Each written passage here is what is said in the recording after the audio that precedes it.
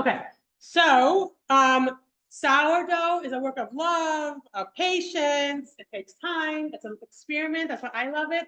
I love it because you make it and then you say, hey, how can I make this better? How can I make this different? What can I do now?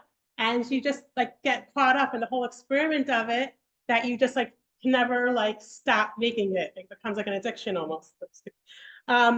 Also depends how you want it to come out. If you are, some people like to make fancy, nice, cool designs on the top. I'm not really good at that. For example, I tried to make an apple on this one. I like it better when I just make a big ear. It's called an ear when it opens up like that and you have this big piece. I think it also comes out better inside when you do it like that. But some people enjoy making all kind of designs. I have a niece that she's one of the people that got me into it. So she makes sourdough and she sells it in Brooklyn. And she, let's say for Rosh Hashanah last year, she made a ram's head. Pretty good. Yeah, I can't figure it out. I'm not that artistically talented, but anyway, and some people like to make it because they're trying to get the right texture, the right flavor, and all that. So depending what you're like looking to perfect in your sourdough, that's what you get carried away with. Okay. So I also just wanted to mention some of the benefits of sourdough. So a lot of people think it tastes better than, let's say, regular bread or even challah. I mean, it's a different taste than challah. It has much more nutrients because of the slow fermentation. It brings out more of the minerals and vitamins that are inside the fruit, inside the flour, and I mean, this flour and water basically. But it also has a lot of acid, like different kind of acid and different kind of bacteria. So it has lactic acid, which is like the type of acid you have in fermented foods like kimchi and yogurt and all those other probiotics. So this is an actual probiotic. Okay. It's also very cheap to make. I know during COVID, I did not start during COVID. I only started like about maybe a year and a half ago, 2 years ago. But during COVID, people were making it because they were bored at home, but also because all it is flour and water. So no eggs, no oil, no being worried about, things, not having, having some type of like not having eggs or not having oil or not having sugar. It doesn't have any of that in it. So it's in a way it's much healthier. It's also healthier because the way it ferments, it changes the gluten factor in it. And I know people who have like gluten sensitivities. Like I know somebody who's on a FODMAP diet. I'm sure familiar with that. She could eat sourdough. I've even heard of people with celiac disease that eat sourdough and it's okay, even though they usually cannot eat any gluten. So it changes the gluten consistency in the bread. It also brings out more fiber in the bread. So it is a much healthier way of eating. It also is half the glycemic index of regular bread. Okay, so there's a lot of health benefits to sourdough. Also, I mean, from my experience, once I started making it, everyone at my Shabbos table is like sourdough, sourdough, sourdough, and the challah kind of got pushed to the side, which I feel really bad because challah is such a tradition in Judaism. I'm like, no, we still need to have challah, but it's very popular. It's also vegan for all the vegans. Okay. Okay. So also it's been around for thousands of years. I think it's been around since ancient Egypt. I doubt back then they sat and waited the way people do today and baby their starter like people do today. So I'm sure however you make it, even if you don't follow all the instructions, which I'm usually not into following instructions, it will be fine. If you want to get the health benefit, it's for sure going to be fine. And if you want to come out exactly like this or exactly like that, you'll figure out what you need to do or don't do. And I'll discuss which things are like imperative to make the sourdough good and which things are just like extras. Okay. Okay. There's also 1,000,001 videos online. Once you take the class, once you start, they say, oh, I did that, but what do I do about this? So you can just watch videos online. So I first learned is because Gladys Brew, and whoever knows her, she wanted to learn how to make challah, and then she said, oh, I make sourdough. So okay, so one night she came to my house and made challah, and then I went to her house and she showed me sourdough, which was a very simple way she made it. But then once I did that, then I ended up, my sister-in-law sent me this whole long instructions how to do it. And then I started looking online and I ended up making my own like combination of instructions of how I make it. Actually, and my sister shared it with a lot of her friends, and not just that, but I ended up giving my sourdough to my sister in New Jersey. She has then shared it to a whole bunch of people on the East Coast and halfway around the world. So I don't even know where my sourdough starter, the starter I'm talking about, is. So the starter that you have, I made that starter last year after Pesach, so a year and a half ago. Okay, and it's still good. What? I put it in the chametz fridge. Yeah. You have to sell for Pesach, or you have to start it over after Pesach. Okay. So this is where we're gonna start. So for sourdough, okay, so you know what?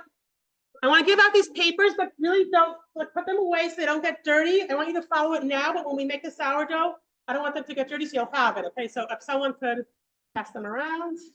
And Nancy, I could send it to you. Dina, I could send it. Dina, I already sent it to, but Nancy, I could send it to you in the email.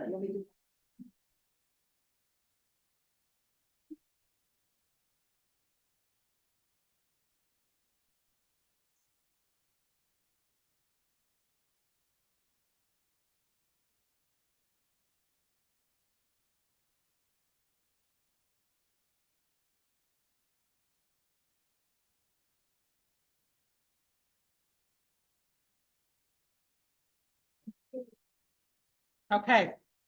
So, okay, this is a starter. Everyone has a starter in front of them. So usually the starter stays in the refrigerator.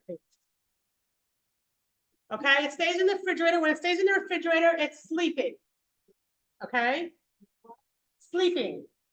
Okay, it's like meaning that there's no bubbles, not like growing.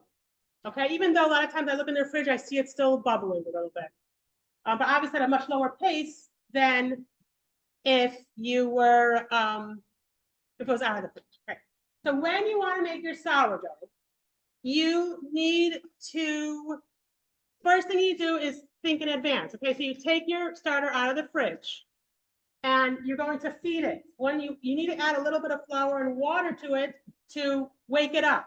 And then it sits out of the fridge for, I would say, at least 5-6 hours. I usually do overnight. So before I go to sleep at night or whatever, 8-9 o'clock at night, I'll feed it and I'll just leave it there. If I'm doing it in the morning, I'll do it right in the morning, like 6 o'clock in the morning. And then maybe 12 o'clock or 1 o'clock.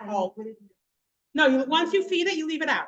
If you want to leave it out, there are people who leave it out all the time and they just feed it once a day, but not for me. I don't know. Okay. So when? Either a little bit, you can keep the cover on a little bit or just leave it off. I'm not particular on these kinds of things.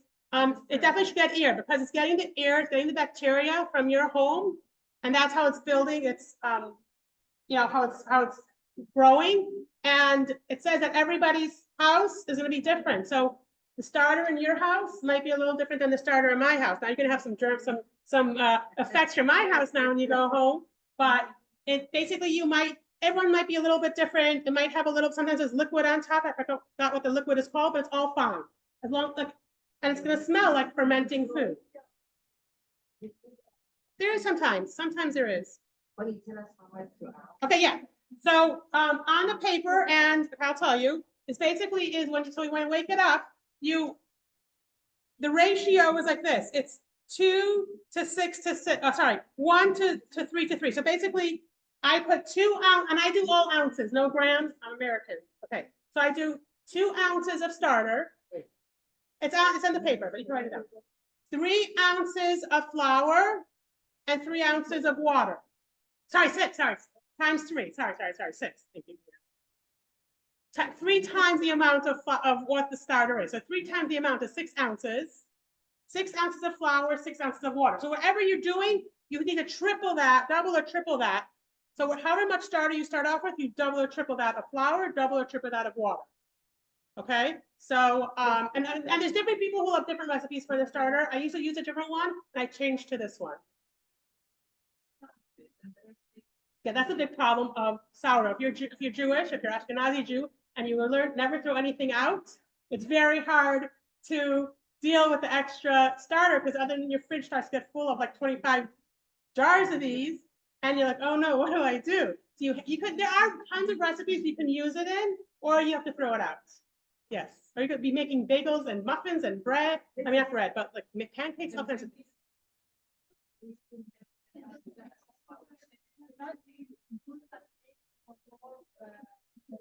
No, you can make more. You could, whatever you make, basically you make however much starter you use, triple flour, triple water. You can use it for anything. Yeah, yeah, you can make more. But this is the ingredient. This is the amount that you want us to do to wake it up. Yeah. Yeah. Does it 1, 2, 3? So one part starter to 3 parts flour to 3 parts water. 3 parts flour, equal amount of flour and water, and 1/3 of that of the starter. Yeah, so I do, tell them what I do. I take out my whole thing. I used to say, oh, let me just add from here, but then it gets way too much. So then so that's why I do 3, because, and I have a few of these. So I'll take out 2. I'm always experimenting. Let me see what happens in this starter. Let me see what happens in that starter. So let's say I'll make at least 4 every week, or about 4. Sometimes I'll make a little more. So right, so, but let's say this recipe will give you 14 ounces, which is enough for at least 3 loaves. 3 recipes, right? 4, 8, 12. Yeah. Okay. Okay. So you do is you feed the starter. So all it means is you take the flour, you take the water, you take the starter. So you're gonna measure it. Okay. So actually I should have if there's an extra bowl, I should really make one here. So I'll maybe. Wait, 2 ounces, 6 ounces, 6 ounces. Yeah. And you add it and then you mix it. Yeah, so look, okay. So what I would do is I'll take like an empty, is there an empty one of these things? Yeah, an empty plastic. Yeah. Just one. Okay. Okay. So okay, first of all, if anyone, I hope everyone knows, if you don't know how to use a food scale, sorry, the digital scale, you turn it on, and then there's options for different types of weighing. So you make sure I make sure I'm on ounces, not fluid ounces, just ounces. Okay. Then you put your thing on top.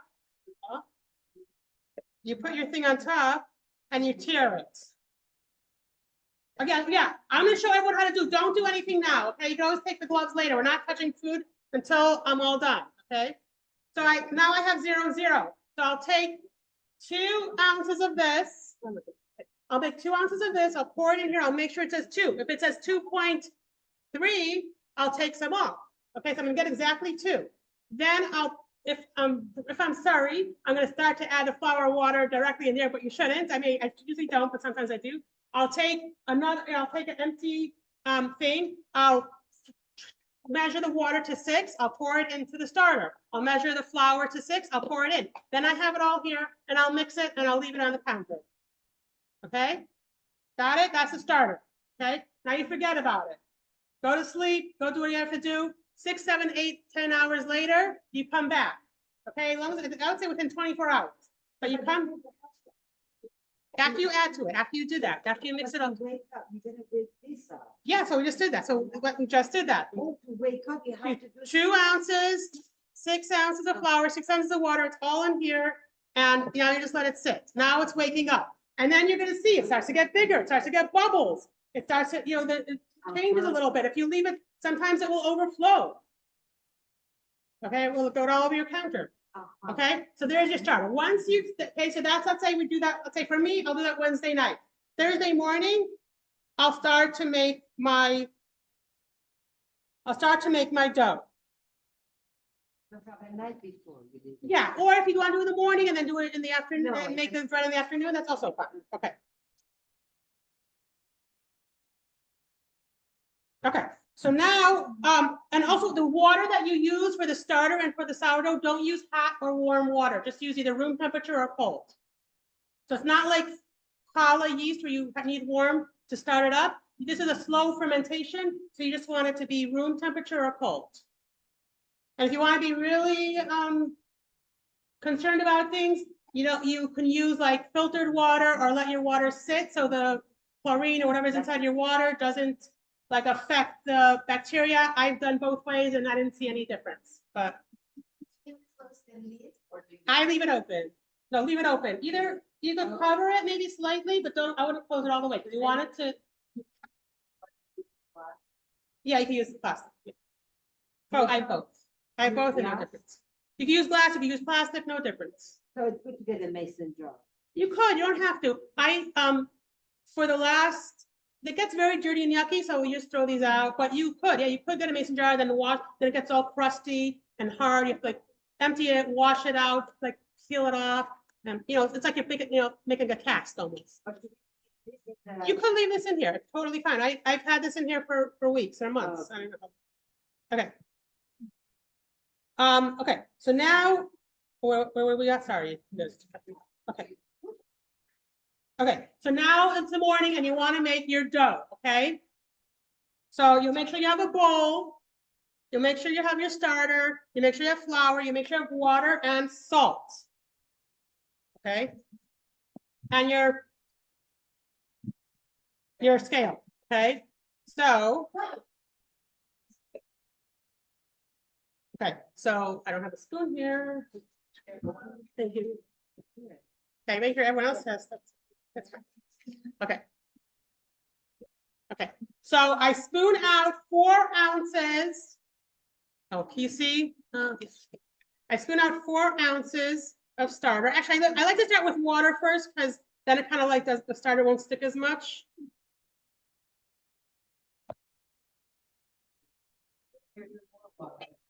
Huh? No, now I'm doing the recipe itself. So this is 4 ounces of the one that I. 4 ounces of starter. You all have, your starter is all active. I fed it this morning. It's all good, okay? So when we're gonna make soon, when everyone's gonna make their own dough, you already have starter already good. That's ready, good to go. When you get home, you'll put your starter in the fridge. 4 ounces of starter. I'm gonna put into the bowl. What was it? Okay. Look at day 2, I think, right? Day 2 on the back side of the first page. Right, 4 ounces of starter. Then you're gonna take 12 ounces of water.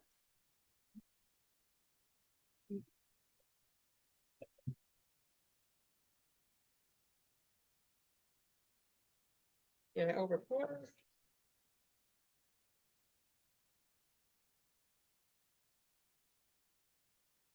Okay, 12 ounces of water.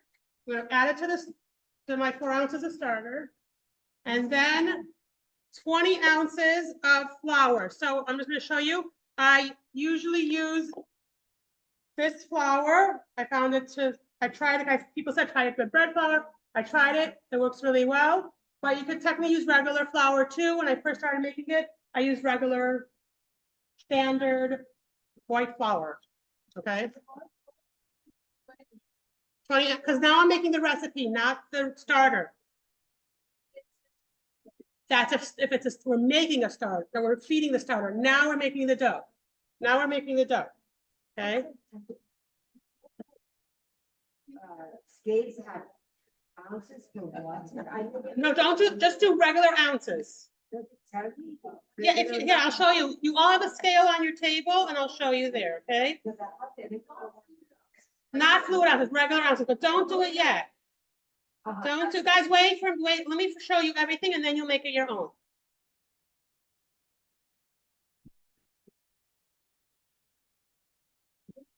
Okay, so that's 16 ounces. I gotta do another 4.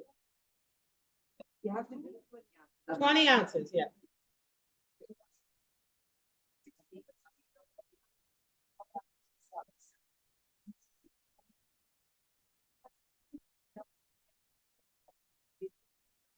I didn't do a full, yeah.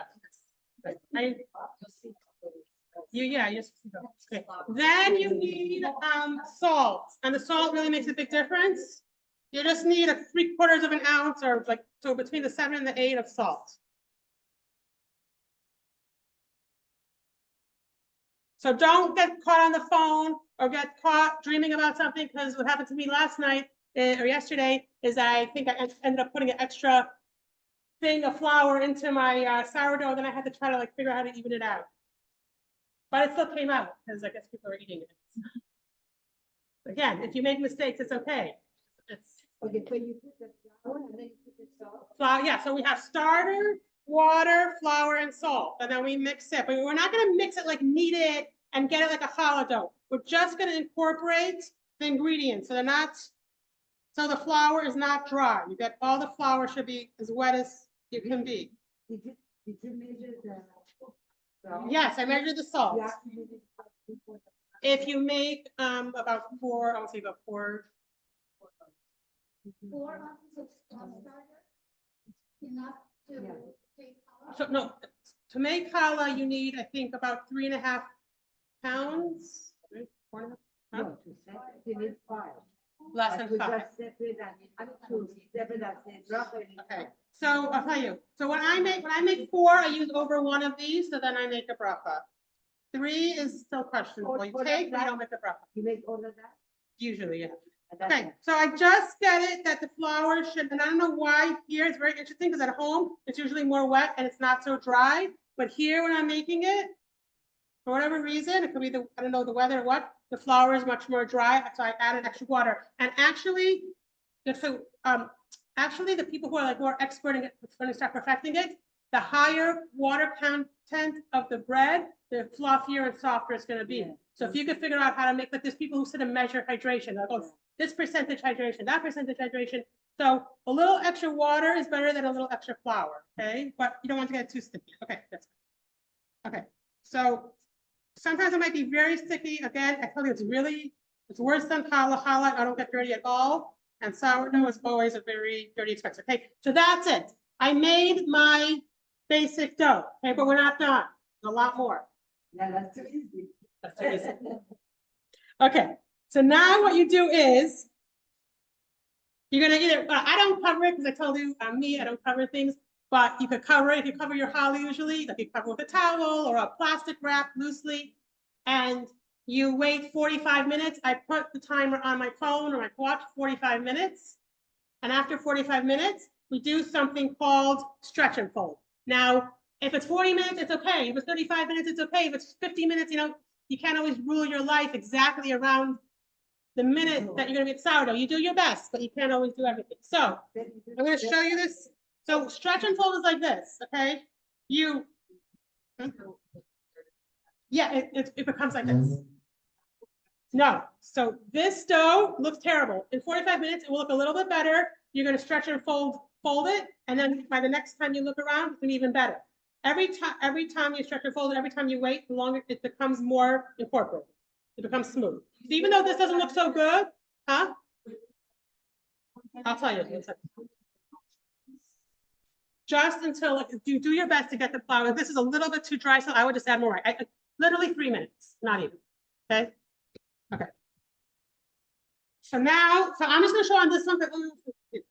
After 45 minutes, you go like this. You pick up the dough, you stretch it, and then you fold it over, okay? And then you turn it, and you stretch it. And this is really easy because only one recipe. When I do 2 recipes at a time, it's like much heavier and harder. It's really good workout for your arms. You pull it and you fold it over. Then you turn it again. So you do this till 4 turns and you stretch it.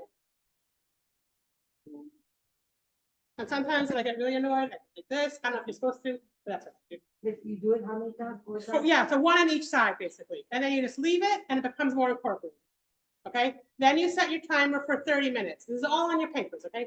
You set your timer for 30 minutes, you do that again. No, we'll talk about it. Yeah. Then, so you do that, so you 30 minutes, you do it again, and then 1 more set of 30 minutes. Okay?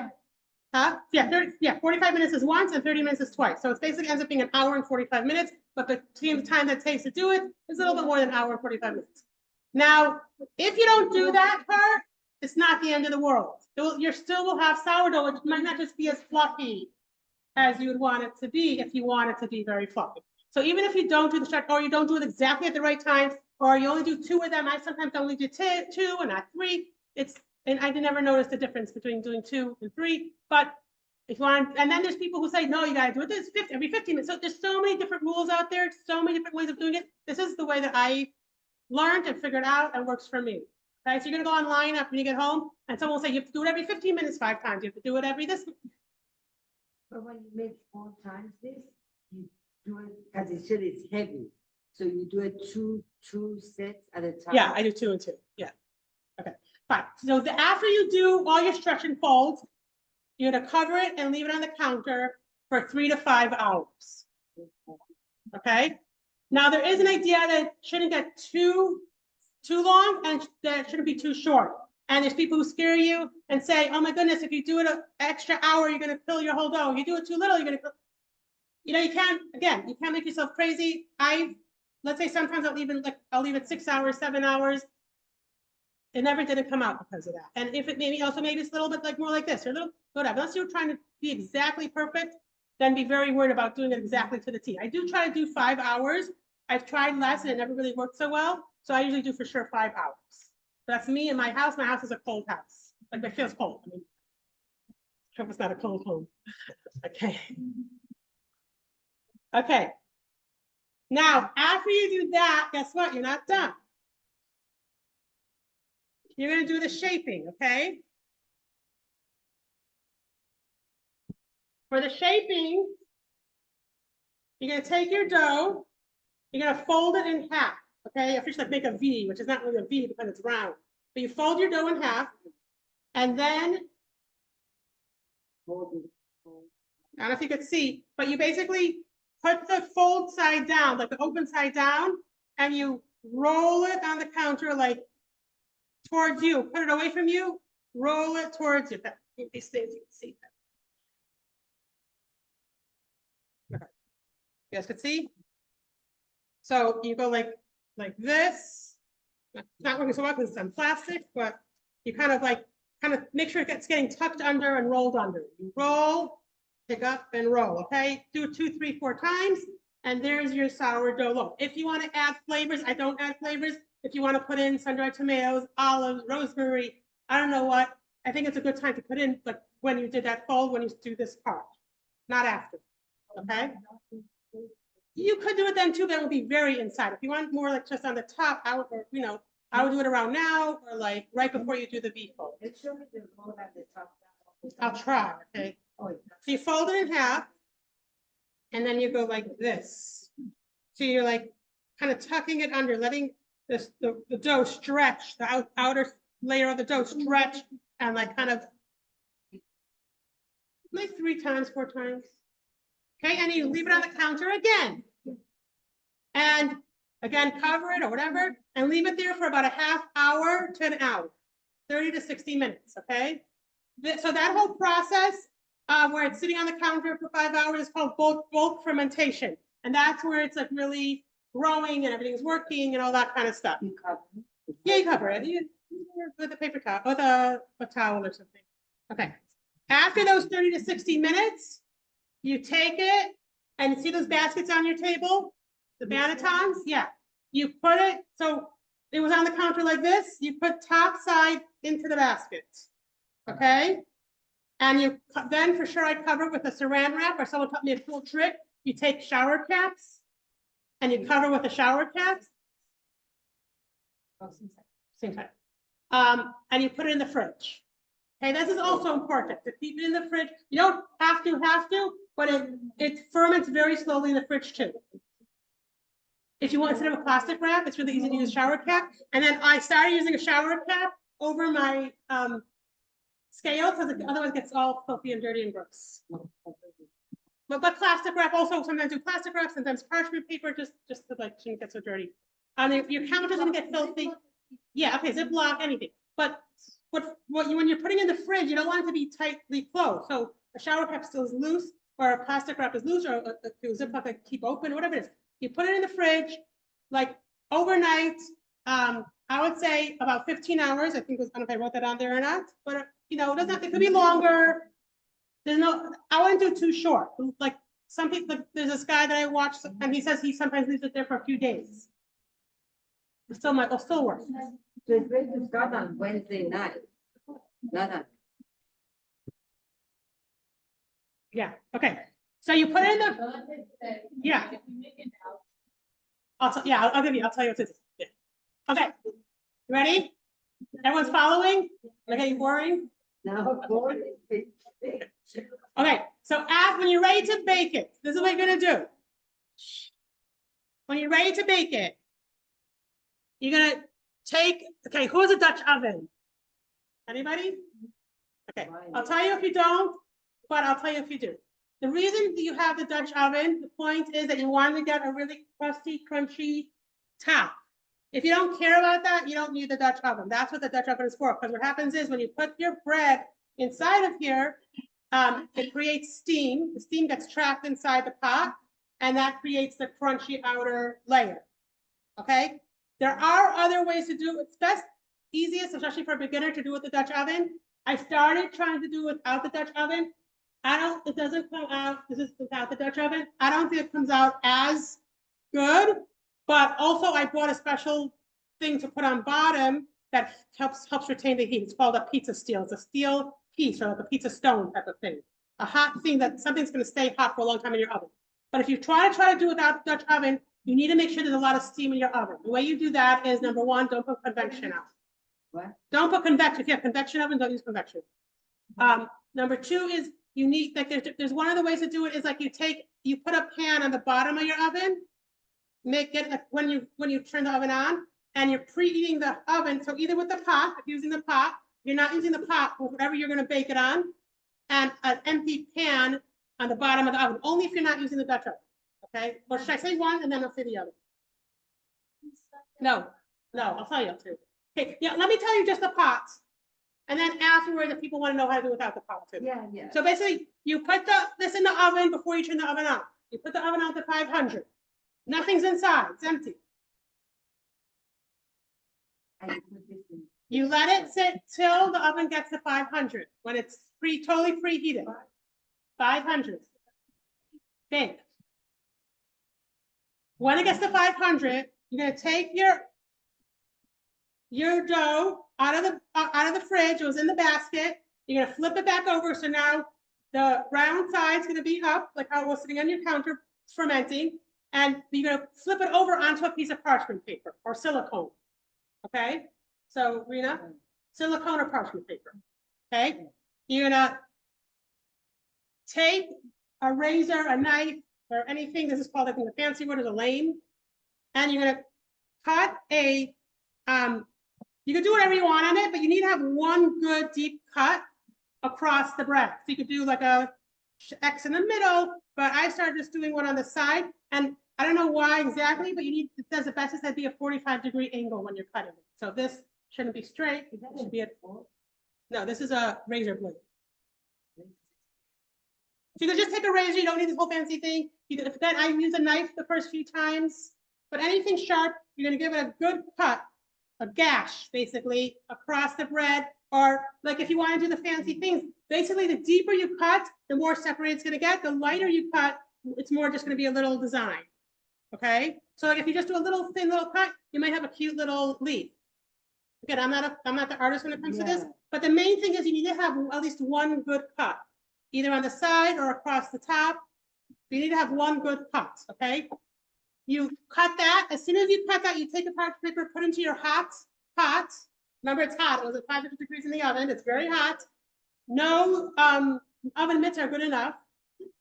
And you put it in the pot with the parchment paper. You close it. You put it in the oven, and then you reduce the oven to 450. So it says 0.